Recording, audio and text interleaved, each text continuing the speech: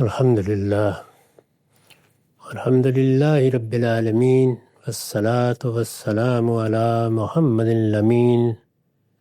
فاعوذ باللہ من الشیطان الرجیم بسم اللہ الرحمن الرحیم۔ خواتین و حضرات، ہم سورہ نور کی آیت 35، 36، 37 کا مطالعہ کر رہے ہیں۔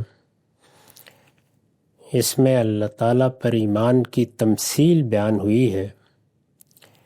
اس تمثیل کے مختلف اجزاء زیر بحث آ چکے ہیں۔ اس کے آخر میں اب اللہ تعالیٰ نے بات وہاں پہنچا دی جہاں سے یہ نور ملتا رہا ہے یا صدیوں سے تقسیم کیا جا رہا ہے۔ پہلے بیت المقدس اور پھر اس کے بعد بیت الحرام۔ اس سے یہ بتانا مقصود ہے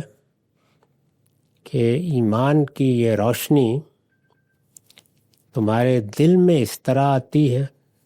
تمہاری فطرت میں اس کے لیے یہ استعداد ہونی چاہیے،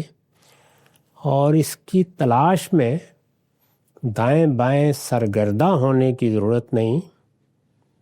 وہ دل اگر تلاش کرنے ہیں تو وہ ان گھروں میں مل جائیں گے۔ وہاں وہ طاق ہیں جن میں وہ دل رکھے ہوئے ہیں، گویا وہ گھر ہیں جن میں تمہیں اللہ کی تسبیح اور تحلیل کرتے ہوئے، اس کی توحید کی دعوت دیتے ہوئے سب سے پہلے نگاہ اٹھاؤ گے تو ابراہیم اور اسماعیل جیسے پیغمبر ملیں گے، اور اس کے بعد بھی صالحین ہی ان گھروں کو آباد کیے ہوئے ہیں۔ اس کی وضاحت میں نے لکھا ہے، اوپر جس نور ایمان کا ذکر ہے،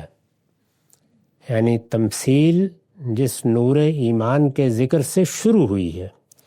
اوپر جس نور ایمان کا ذکر ہے، یہ اب اس کے حاملین کو نمایاں کر دیا ہے۔ یعنی پہلے نور یا روشنی سے بات شروع کی، اور پھر وہ نور اور روشنی کیا نتیجہ پیدا کرتی ہے اس میں ان گھروں کو بھی ممثل کر کے سامنے کر دیا، اور ان لوگوں کو بھی جن سے یہ روشنی ملنی ہے۔ آیت 34 میں الذین خلو من قبلکم کے الفاظ انہی کے لیے استعمال ہوئے ہیں۔ الذین خلو من قبلکم یعنی ایک طرف سیدنا ابراہیم کی اولاد کی وہ شاخ جس نے بیت الحرام کو آباد کیا، وہاں یہ روشنی پھیلائی، اور صدیوں تک وہ توحیدی کی روشنی تھی۔ تاریخی طور پر بھی یہ معلوم ہے کہ رسالت مآب کی بعثت سے 300 سال پہلے تک توحید، ابراہیمی دعوت، ابراہیمی دین اور ملت وہی وہاں حکومت کر رہی تھی، اور دوسری جانب بنی اسرائیل جنہوں نے بیت المقدس کو آباد کیا اور وہاں سے یہ روشنی پھیلائی۔ یہ تمثیل جہاں سے شروع ہوئی ہے وہاں ان دونوں کا ذکر ان الفاظ میں ہوا ہے، الذین خلو من قبلکم۔ اس وقت کے مخاطبین کو کہا ہے جو کہ تم سے پہلے گزر چکے ہیں۔ مدعا یہ ہے کہ ایمان کا چراغ جن دلوں کے طاق میں رکھا جاتا ہے وہ بت خانوں اور میکدوں کے طاق نہیں ہیں۔ طاق تو بہت سی عمارتوں میں ہوتے ہیں، وہ مقابر میں بھی ہوتے ہیں، وہ معبدوں میں بھی ہوتے ہیں، اور وہ میکدوں میں بھی ہوتے ہیں، اور بت خانوں میں بھی۔ مدعا یہ ہے کہ ایمان کا چراغ جن دلوں کے طاق میں رکھا جاتا ہے وہ بت خانوں اور میکدوں کے طاق نہیں ہیں، بلکہ اللہ کے معابد کے طاق ہیں، اللہ کی مساجد کے طاق ہیں۔ چنانچہ جن کے یہ دل ہیں وہ بھی ہر جگہ نہیں ملتے، ان کے ملنے کی جگہ بھی خدا کی مسجدیں اور اس کے معابد ہیں۔ اور اس میں جس طرح کہ عرض کیا، الفاظ ایسے استعمال کیے ہیں کہ ایک نہایت بلیغ اشارہ دونوں معابد کی طرف ہو گیا ہے۔ یعنی ان الفاظ میں بتا دیا کہ اذن اللہ ان ترفع، جو اللہ کے حکم سے تعمیر کیے گئے۔ یہ مؤثر کی وضاحت کے بعد گویا اثر کا بیان ہے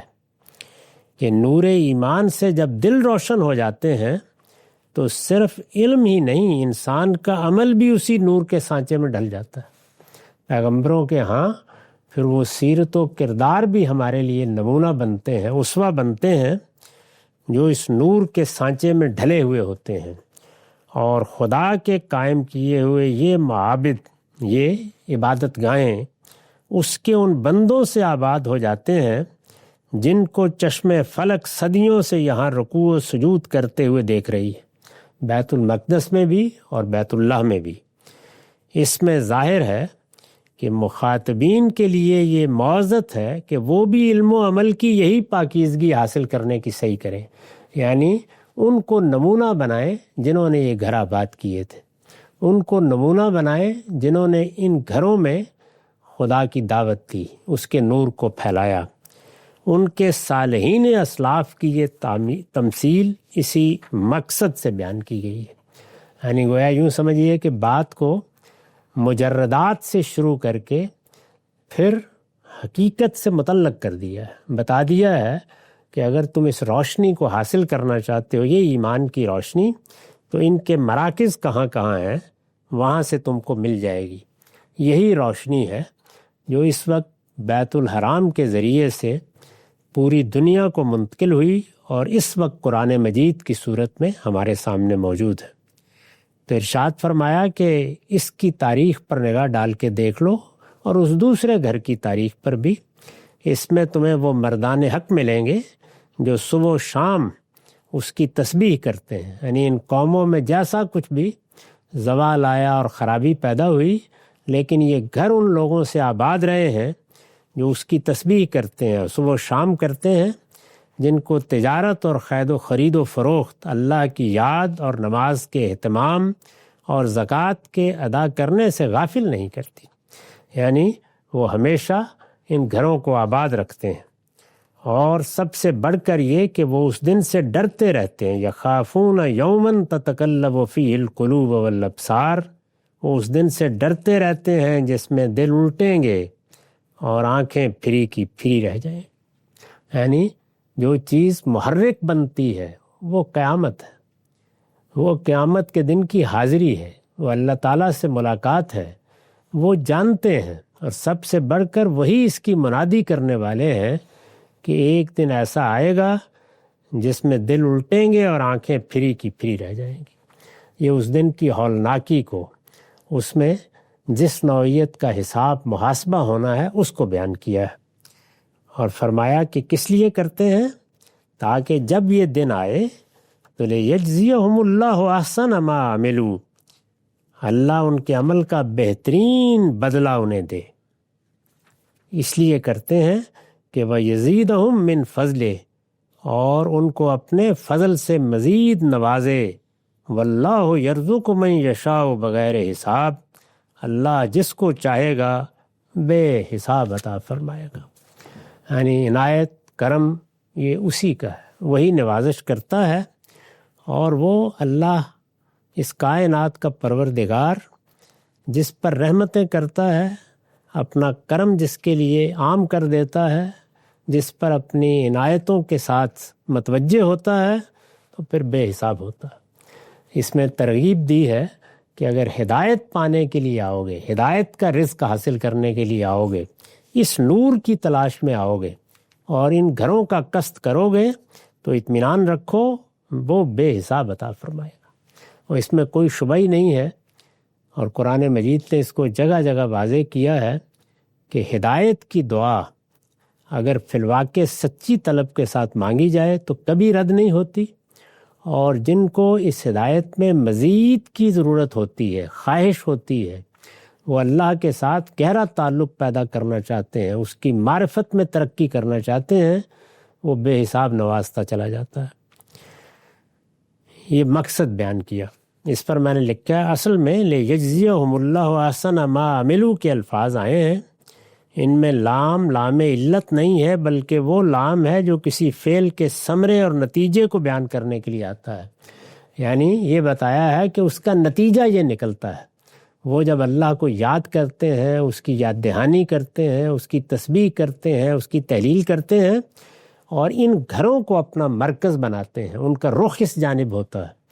یہ دیکھ لیجئے کہ ہماری نمازوں میں ہمارا رخ 5 وقت ادھر ہی ہوتا ہے۔ ہر مسلمان اگر اللہ کے ساتھ سچی محبت رکھتا ہو تو اس کی خواہش ہوتی ہے کہ وہ جائے وہاں، اور ان مراکز سے جا کر وہ روحانی تسکین حاصل کرے جس کے لیے وہ مراکز بنائے گئے ہیں۔ تو اس طرح سے گویا پوری دنیا کے لیے، جیسے کہ علامہ اقبال نے ایک تعبیر اختیار کی ہے کہ بیت اللہ ایک مرکز محسوس کی صورت اختیار کر گیا ہے،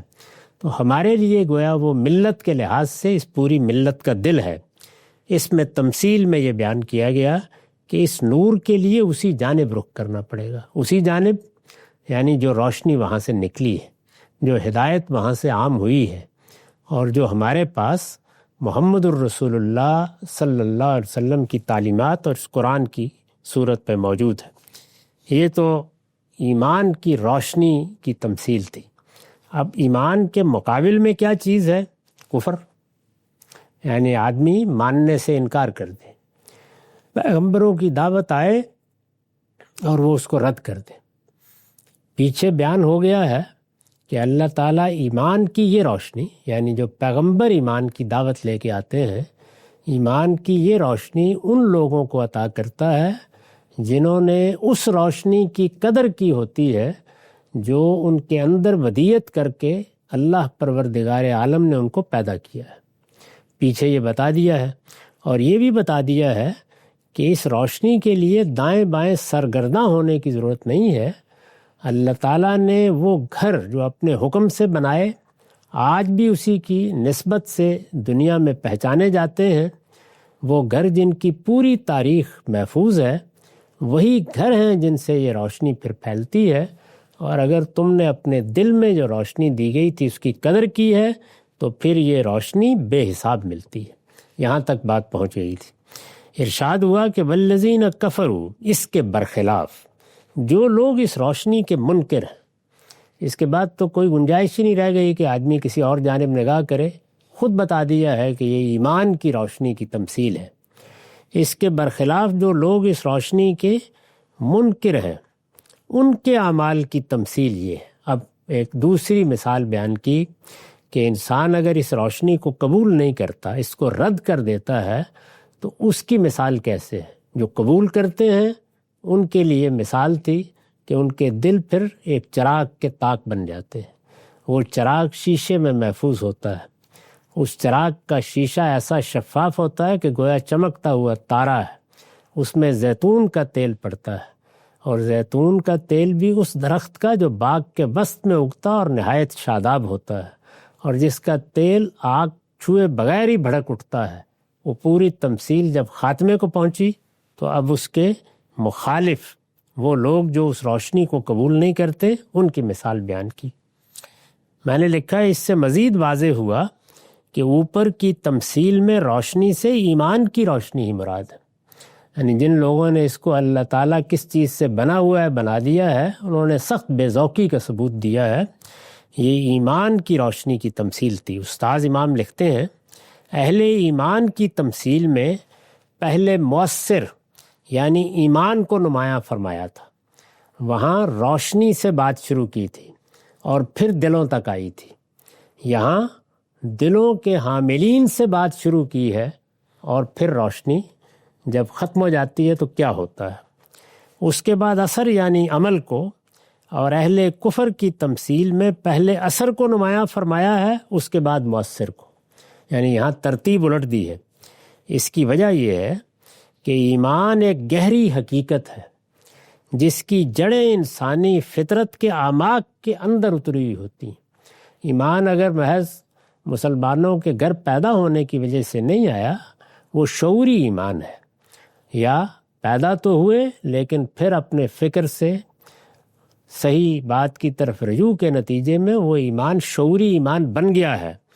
تو اس کی جڑیں بہت اندر اتری ہوئی ہوتی ہیں۔ ایمان ایک گہری حقیقت ہے جس کی جڑیں انسانی فطرت کے اعماق کے اندر اتری ہوئی ہوتی ہیں،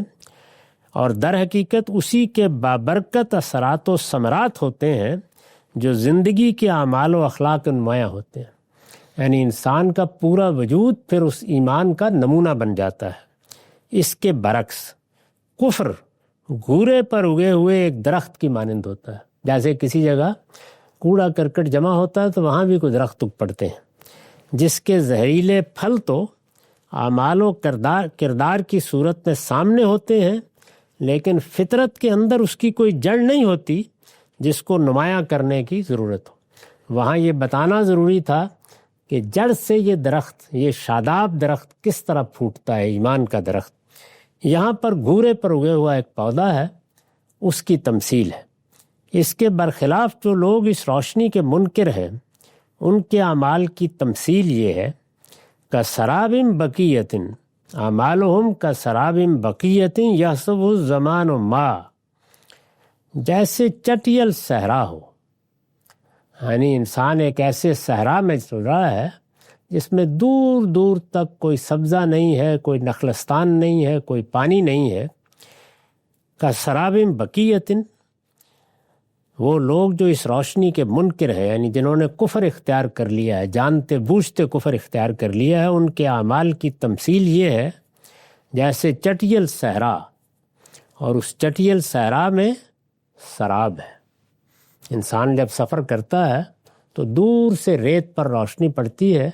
یہی لگتا ہے کہ پانی ہے، پیاسا اس کی جانب بھاگتا ہے، اس کو سراب کہتے ہیں۔ ان کے اعمال کی تمثیل یہ ہے کہ سراب بقیہ، جیسے چٹیل صحرا میں سراب، یحسبہ الزمان ماء، جس کو پیاسا پانی گمان کرے۔ سفر کر رہا ہے، ظاہر ہے سب سفر ہی کر رہے ہیں، ایمان کی تلاش کرنے والے بھی سفر ہی کر رہے ہیں، اور کفر اختیار کر کے زندگی بسر کرنے والے بھی سفر ہی کر رہے ہیں۔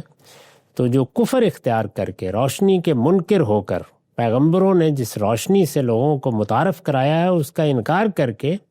جو لوگ اس زندگی کے سفر میں سرگرداں ہیں، ان کی مثال ایسے ہے جیسے سامنے سراب ہے، چٹیل صحرا میں سراب، جس کو پیاسا پانی گمان کرے۔ یحسبہ الزمان ماء حتی اذا جاءہ لم یجدہ شیئا، اور وہ خیال کرے کہ یہاں سے مجھے روشنی مل جائے گی، یہاں سے روشنی مل جائے گی، یہ فلسفہ مجھے روشنی دے دے گا، یہ سائنس مجھے روشنی دے دے گی، یہ جدید ریاستیں مجھ کو روشنی دے دیں گی۔ شیطان نے جتنی چیزوں کو مزین کر کے اس کے گرد و پیش بکھیر دیا ہے، وہ سب طرف نگاہ دوڑاتا ہے، اس لیے کہ روشنی تو اس کی ضرورت ہے، لیکن اس کی مثال ایسے ہی ہے کہ جیسے سامنے سراب ہو، کبھی ادھر نگاہ ڈالے تو معلوم ہو کہ پانی ہے اور بھاگتا ہوا جائے، لیکن جب جائے تو وہاں کچھ نہ پائے۔ حتی اذا جاءہ لم یجدہ شیئا، یہاں تک کہ جب اس کے پاس آئے تو اسے کچھ نہ پائے۔ ووجد اللہ عندہ، اسی سرگردانی میں، اسی بھاگ دوڑ میں زندگی گزار دے، اور جب موت کے بعد آنکھ کھلے تو وہاں سراب تھا، یہاں سامنے اللہ بیٹھا ہوا ہو۔ یہاں تک کہ جب اس کے پاس آئے تو اسے کچھ نہ پائے، البتہ وہاں اللہ کو پائے، یعنی وہاں سامنے پھر آخر میں یہی ہونا ہے۔ تو یہ قرآن نے تمثیل کا رخ کس خوبی کے ساتھ قیامت کی طرف موڑ دیا ہے۔ میں نے وضاحت کی ہے، یہاں سے تمثیل کا رخ قرآن نے اپنے خاص اسلوب کے مطابق اس حقیقت کی طرف موڑ دیا ہے جس کی یہ تمثیل ہے۔ چنانچہ حتی اذا جاءہ، گویا حتی اذا جاء الکافر اعمالہ یوم القیامہ کے معنی میں ہے، یعنی وہ بھاگتا دوڑتا سرگردانی کرتا، کبھی اس سراب سے سر ٹکراتا، کبھی اس سے، بالآخر کشاں کشاں موت تک پہنچ جاتا ہے، اور جب پھر آنکھ کھلتی ہے تو سامنے خدا کو پاتا ہے۔ اور ضمیر مفعول میں مشبہ بہ یعنی سراب کی رعایت ملحوظ ہے۔ مطلب یہ ہے کہ منکرین یعنی اس روشنی کے منکرین، جنہوں نے اس روشنی کا انکار کر دیا ہے، قیامت کے دن جب اپنے اعمال کے پاس پہنچیں گے، یہ اعمال کی تمثیل تھی، جب اپنے اعمال کے پاس پہنچیں گے، تغودو کرتے رہے، اپنی طرف سے کچھ نیکیاں بھی کرتے رہے، خیر کے کام بھی کرتے رہے، دنیا کو کچھ فائدے بھی پہنچاتے رہے، تو اعمال تو ہر شخص لے کر ہی جا رہا ہے، لیکن جب اپنے اعمال کے پاس پہنچیں گے تو ان کا حال بھی وہی ہوگا جو پیاسے کا سراب کے پاس پہنچنے کے بعد ہوتا ہے۔ یعنی جس چیز کی تغودو کرتے رہے وہ آخر میں بالکل بے معنی ہو جائے گی۔ وہ دیکھیں گے کہ کفر و شرک نے ان کے ہر عمل کو حبم منصورہ کر دیا۔ یعنی سراب سے جس طرح پیاس نہیں بجھتی اور کوئی نتیجہ نہیں نکلتا، بلکہ پیاس اور بڑھتی، مایوسی اپنی آخری حد کو پہنچ جاتی، یہاں تک کہ انسان اپنے آپ ہی کو ختم کر لینے کے درپے ہو جاتا ہے، قیامت میں انہیں اسی صورتحال کا سامنا کرنا پڑے گا۔ اور بظاہر جن چیزوں کو وہ نیکی سمجھتے تھے وہ بھی دیکھیں گے کہ بالکل بے وزن ہو چکی ہیں۔ ان کے اعمال کی جگہ ان کے سامنے وہاں ان کا پروردگار ہوگا جو پلک جھپکتے میں ان کا سب حساب چکا دے۔ تو تمثیل کو یہاں پہنچا دیا، فرمایا ان کے اعمال کی تمثیل یہ ہے کہ جیسے چٹیل صحرا میں سراب جس کو پیاسا پانی گمان کرے، یہاں تک کہ جب اس کے پاس آئے تو اسے کچھ نہ پائے، البتہ وہاں اللہ کو پائے، پھر وہ اس کا حساب پورا چکا دے، اور اللہ کو حساب چکاتے کبھی دیر نہیں لگتی۔ حتیٰ اذا جاءہ لم یجدہ شیئا ووجد اللہ عندہ فوفاہ حسابا واللہ سریع الحساب۔ یہ ایک تمثیل بیان کی، یعنی سراب، پیاسا اس کے پیچھے بھاگتا ہے، یہ دنیا اس کے لیے ایسا ہی سراب بن جاتی ہے، اور پھر جب آنکھ کھلتی ہے تو معلوم ہوتا ہے کہ جس روشنی کی میں نے قدر نہیں کی تھی اس روشنی کا منبع وہ سامنے موجود ہے، اور وہاں حساب چکاتے اس کو دیر نہیں لگتی۔ دوسری تمثیل سے وہی بات سمجھائی کہ اگر اس سے بات نہیں واضح ہوئی تو مزید سنو، او کظلمات فی بحر اللجی یغشاہ موج من فوقہ موج من فوقہ سحاب، یا اس طرح سمجھو جیسے صحرا میں نہیں تو ایک گہرے سمندر میں ہو۔ یعنی صحرا میں بھی انسان کے لیے منزل آسان نہیں ہوتی، وہاں سراب قدم قدم پر دھوکہ دیتے ہیں، اور گہرے سمندر میں اب تصویر کھینچی ہے، جیسے وہاں سراب کی تصویر تھی، یا جیسے ایک گہرے سمندر میں اندھیرے کہ جس کو موج کے اوپر موج ڈھانک رہی ہو۔ یعنی ایک تو خود سمندر کے اندر تاریکی، موجیں اٹھ رہی ہیں اور وہ اس اندھیرے کو اور بڑھا رہی ہیں، اور اگر کبھی سر اوپر آئے تو انسان سوچے کہ کہیں روشنی ملے گی، لیکن اوپر سے بادل چھائے ہوئے ہو، یعنی یہ تصویر ہوگی۔ او کظلمات فی بحر اللجی یغشاہ موج من فوقہ موج من فوقہ سحاب، یا جیسے ایک گہرے سمندر میں اندھیرے کہ جس کو موج کے اوپر موج ڈھانک رہی ہو، اوپر سے بادل چھائے ہوئے ہوں۔ ظلمات بعضھا فوق بعض، غرض یہ کہ اوپر تلے اندھیرے ہی اندھیرے۔ وہاں کیا تھا؟ نور علی نور، روشنی پر روشنی، یہاں فرمایا اندھیرے ہی اندھیرے، اتنے اندھیرے کہ اذا اخرج یدہ لم یکد یرا، جب کوئی اپنا ہاتھ نکالے تو اس کو بھی نہ دیکھ پائے۔ یہ اس ذہنی تاریکی کی تمثیل ہے جو بظاہر آنکھیں کھول کے دنیا میں زندگی بسر کرتے لوگوں کے باطن میں جھانک کر دیکھیں تو مل جائے گی۔ میں نے لکھا یہ اس ذہنی تاریکی کا بیان ہے جو ایمان کی روشنی سے محروم ہو جانے کے بعد پیدا ہوتی ہے۔ یعنی یہاں تو وہ پیاسے کی تغوطہ ہوتی ہے، دنیا کے پیچھے بھاگ رہے ہیں اور سمجھ رہے ہیں کہ ہم نے بہت خیر کر دیا، لیکن حقیقت میں سمندر ہے، موجیں ہیں، موج پر موج ایک دوسرے کو ڈھانک رہی ہے، بادل چھائے ہوئے ہیں، اوپر تلے اندھیرے ہی اندھیرے ہیں، ہاتھ نکالے تو اس کو بھی نہ دیکھ پائے۔ اور آخر میں دیکھیے کیسے اس کو پہلی تمثیل سے ملا دیا ہے۔ وہاں کیا فرمایا تھا؟ اللہ جس کو چاہتا ہے اپنے قانون کے مطابق اس نور کی ہدایت بخشتا ہے، واللہ یہدی لنورہ من یشاء۔ یہاں فرمایا وَمَن لَّمْ یَجْعَلِ اللَّهُ لَهُ نُورًا فَمَا لَهُ مِن نور۔ حقیقت یہ ہے کہ جسے اللہ روشنی نہ دے اس کے لیے پھر کوئی روشنی نہیں، یعنی یہ ملتی ہی اس کی توفیق سے ہے۔ اور جس طرح پیچھے بیان کیا تھا کہ ان کو ملتی ہے جو اس روشنی کی قدر کرتے ہیں جو دے کر انہیں پیدا کیا گیا ہے۔ تو اس طرح گویا دو روشنیوں کا تعارف کرایا ہے ایمان کے معاملے میں۔ ایک وہ جو عہد الست سے ہمارے اندر ودیت ہے، جس میں اللہ کی طرف ایک فطری طلب اور استعداد رکھی گئی ہے، جس میں انسان اپنے مخلوق ہونے کے گہرے احساس کے ساتھ اپنے خالق کو تلاش کرتا ہے، جس میں اس کے سامنے حقیقت جس شکل میں بھی آتی ہے وہ لپک کر دیکھتا ہے کہ کیا میرا پروردگار، میرا خالق اور میرا رب یہاں ہے۔ تو جب پیغمبروں کی طرف سے اس کو بتایا جاتا ہے کہ ہاں وہ خالق اس کائنات کا پروردگار ہے، وہی زمین و آسمان کی روشنی ہے، اسی نے تم کو وجود بخشا ہے، اسی نے اس کائنات کو وجود بخشا ہے، اور تمہیں وجود بخش کر یہاں تنہا نہیں چھوڑ دیا۔ یہ ایک معمولی سی مدت ہے، 10 20 50 100 سال تم یہ گزارو گے، اس کے بعد اس کی سلطنت میں داخل ہو جاؤ گے، اور اس کی سلطنت سلطنت خیر ہے، وہاں رحمت ہی رحمت ہے، وہاں نعمت ہی نعمت ہے، وہاں تمہاری خواہشات، تمہاری تمنائیں سب پوری ہو جائیں گی۔ وہ دنیا ہے کہ جہاں نہ ماضی کا کوئی پچھتاوا ہوگا، نہ مستقبل کا کوئی اندیشہ ہوگا، لا خوف علیہم ولا هم یحزنون، اور جہاں تمہاری ہر وہ چیز پوری ہو جائے گی جو تمہارے وجود کی ضرورت ہے، فکر میں بھی، عمل میں بھی، تمہارے مادی وجود کے تقاضوں میں بھی، ہر چیز پوری کر دی جائے گی، اور تمہارے لیے وہاں ایک نئی دنیا ہوگی۔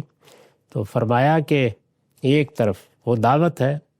وہ تمہیں پیغمبروں کے ذریعے سے مل رہی ہے،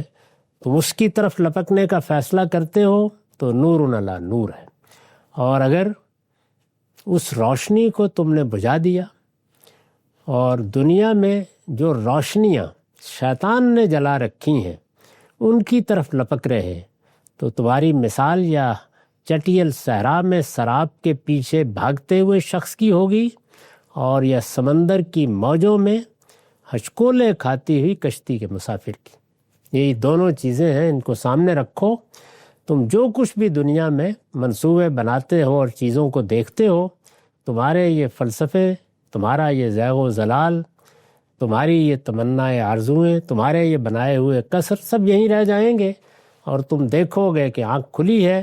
تو سامنے پروردگار ہے، اور یاد رکھو کہ اس روشنی کو پانے کے لیے